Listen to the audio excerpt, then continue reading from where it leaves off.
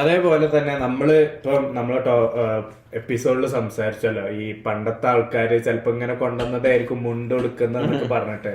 നിനക്കറിയായിരുന്നു പണ്ട് എത്രയോ വർഷങ്ങൾക്ക് മുന്നേ ബ്രിട്ടീഷുകാരൊക്കെ റൂൾ ചെയ്ത സമയത്താണ് അതോ അതിന്റെ മുന്നേ ആണോ അറിയില്ല, നമ്മുടെ നാട്ടില് മാറ് മറക്കാനുള്ള കരം എന്ന് പറഞ്ഞിട്ടൊരു സംഭവം ഉണ്ടായിരുന്നു. അതെന്താന്ന് വെച്ചാല് വിമൻ ടോപ്ലെസ് ആയിരുന്നു. അതെ, അതായത് ഈ കീഴ്ജാതിയിലുള്ള പെണ്ണുങ്ങള്, അതായത് വളരെ ബോട്ടം ലൈനിലുള്ള പെണ്ണുങ്ങള്, they were not suppose to wear their tops. അഥവാ അവരത് ധരിക്കണമെങ്കിൽ തന്നെ അതിനുള്ള ടാക്സ് കൊടുക്കണമായിരുന്നു. അതായത് ഇംഗ്ലീഷിൽ അതിന് മറ്റേ ബ്രസ്റ്റ് ടാക്സ്ന്നോ ബൂബ് ടാക്സ്ന്നോ അങ്ങനെ ഇരുന്നതിനെ പറഞ്ഞിരുന്നത്. പക്ഷെ പൊതുവെ മലയാളത്തില് മാറ് മറക്കാനുള്ള കരം നേരുന്നു. അപ്പൊ ഞാനിങ്ങനെ ആലോചിച്ച്, അതായത് എത്രത്തോളമായിരുന്നു നമ്മുടെ നാട്ടിലാര് അവസ്ഥകളും കാര്യങ്ങളും എന്നൊക്കെ ഉള്ളത്. എന്നിട്ട് ഈ ഒരു മൂവ്മെന്റിൽ ഒരു പ്രതിഷേധം പോലെ വന്നതെന്ന് എങ്ങനെയാന്ന് വെച്ചാല്, ഏതോ ഒരു സ്ത്രീ, അവര് ഹിസ്റ്റോറിക്കലി അവരെന്തോ അറിയപ്പെട്ടിട്ടുണ്ട് തോന്നുന്നു, അവരുടെ പേര് എനിക്കറിയില്ല.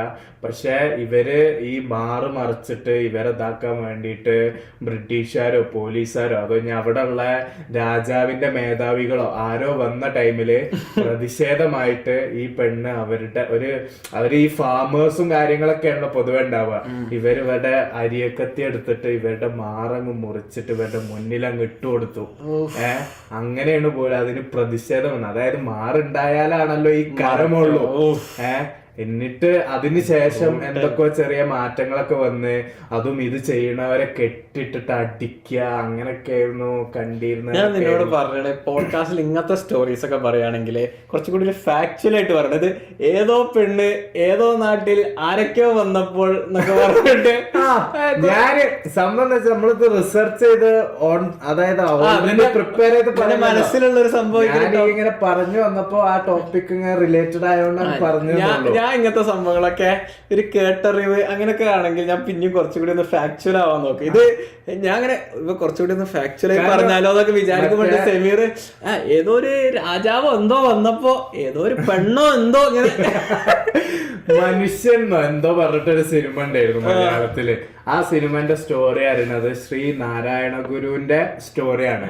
ഒരു ജാതി ഒരു മതം ഒരു ദൈവം മനുഷ്യന്, അതൊക്കെയായിരുന്നു അതിലെ ഒരു മെയിൻ. അതില് ഈ സീനൊക്കെ ഉണ്ട്, ഈ വളരെ സ്ട്രോങ് പൊളിറ്റിക്കൽസ്. അതേപോലെ നിവിൻ പോളിന്റെ കായംകുളം കൊച്ചുണ്ണി പറഞ്ഞ സിനിമയിലും അതിലും ഇതേപോലെ ഇതിന്റെ സീൻസും കാര്യങ്ങളൊക്കെ ഒരുപാട് വരുന്നുണ്ട്. അപ്പൊ നമ്മള് അറിയണം, നമ്മുടെ ഇത്രയും അഡ്വാൻസ്ഡ് ആയിട്ടുള്ള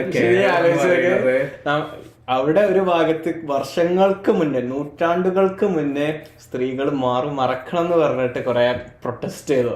ഇപ്പൊ ഫ്രീ ദ നിപ്പിൾസ് എന്ന് പറഞ്ഞിട്ട് ഇവിടെയൊക്കെ കുറെ ആൾക്കാർ പ്രൊട്ടസ്റ്റ് ചെയ്തു. വെസ്റ്റേണില് ഫ്രീ ദ നിപ്പിൾസ് പറഞ്ഞിട്ടുള്ള പ്രൊട്ടസ്റ്റ് വളരെ പോപ്പുലർ. അതായത് അവർക്കും പുരുഷന്മാരെ പോലെ ഈക്വാലിറ്റി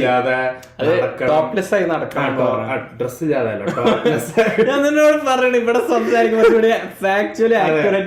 ടോപ്ലെസ് ആയിട്ട് നടക്കണം എന്നുള്ള ഒരു അജണ്ടയാണ് അവര് മുന്നോട്ട് വെക്കുന്നത്. അങ്ങനെ മാർച്ച് നടക്കാറുണ്ട് ഇവിടെ. അപ്പൊ ഞാൻ ആലോചിക്കാൻ കാലത്തിന്റെ ഒക്കെ ഓരോ പോക്കെ, ഒരു ഭാഗത്ത് അതിനുവേണ്ടി പോരാടി ഒരു ഭാഗത്ത് മറുവശത്തിന് വേണ്ടി ഇപ്പൊ പോരാടുന്നു. എന്താല്ലേ, US പെണ്ണിന് വോട്ട് ചെയ്യാൻ വന്നത് ഒരു റെവല്യൂഷണറി മൂവ്മെന്റ്. എന്താല്ലേ, പെണ്ണുങ്ങൾക്ക് വോട്ട് ചെയ്യാനുള്ള റൈറ്റ്സ് വന്നത് ആദ്യമായിട്ടാണ്. അതായത് ഒന്ന് ആലോചിച്ച് നോക്കുക, ആദ്യമായിട്ട് ഇവര് കൊണ്ടുവരുമ്പോ ഒരു ഔട്ട് ഓഫ് ദ ബ്ലൂ ഇല്ലേ, എല്ലാരും ഇങ്ങനെ ആലോചിക്കണം പെണ്ണുങ്ങൾക്ക് വോട്ടോ എന്നൊക്കെ പറഞ്ഞിട്ടൊക്കെ ഇലക്ഷനിൽ പെണ്ണുങ്ങൾക്ക് വോട്ട്. അപ്പൊ ആണുങ്ങളൊക്കെ അങ്ങ് ട്രിഗർ ആയിണ്ടാവും ആ ടൈമത്തെ ആൾക്കാര്. ഞാൻ ആലോചിക്കണം, ഇവര് പെണ്ണുങ്ങൾക്ക് വോട്ട് പറയുമ്പോ ഇവര് പെണ്ണുങ്ങളെ ആ ഒരു രീതിയിൽ അങ്ങോട്ട് പൊളിറ്റിക്കൽ ഇതൊക്കെ കൊണ്ടുവന്നവർക്ക് അത്രയും വോട്ട്സ് കൺവേർട്ട് ആവല്ലേ.